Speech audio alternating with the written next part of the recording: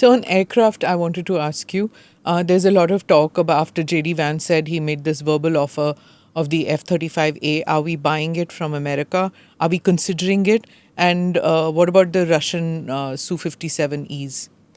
So on both of these, whatever has been discussed has been informal. We don't really have any formal consultations going on these.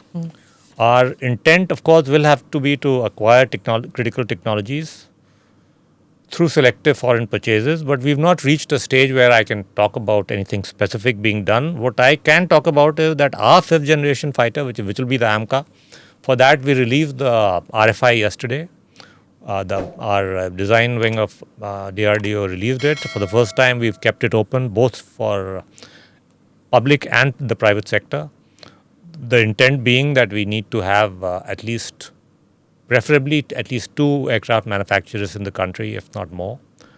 And once that gets some traction, we hopefully will move towards self-reliance in this critical area. In terms of those 2 platforms that you mentioned, it's too premature for me to say anything. What is the timeline for these that you're talking about?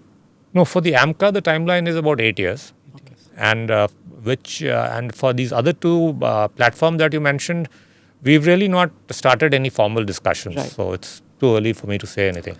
Sir, you headed the committee which was, and that was very soon after you had taken over as Defense Secretary, sir, on the capability development for the Indian Air Force. Yes. And I think the report mentions that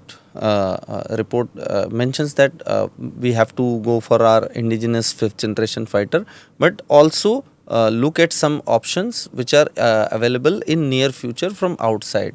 So did you have any specific capability in mind that you're looking at? Like there are only very few 5th generation manufacturers in the world, sir.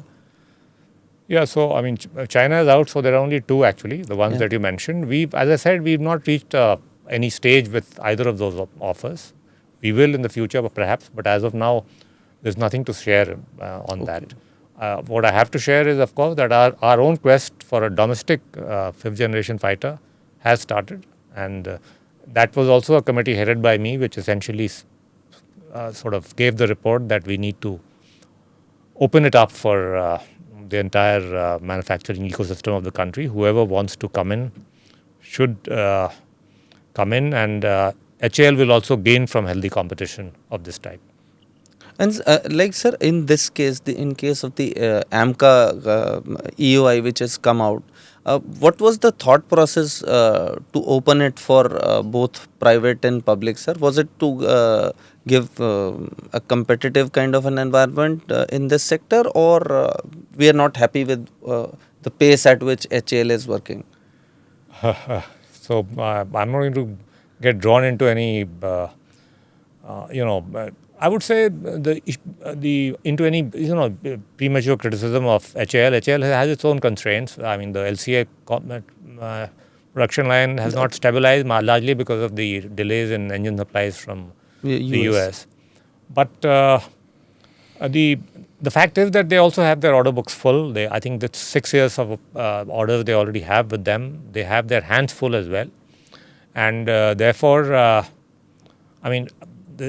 you can't explicitly bar anybody from competing, or particularly a public sector. But you would like to create a level playing field where others can also bid. They have the first mover advantage. They are the only military aircraft maker in the country, so they will always have that advantage. But the intent is to bring in some competition because monopolies are never good. Do subscribe to the ANI Clips channel to get shorter versions of this podcast. Click here to watch the full episode.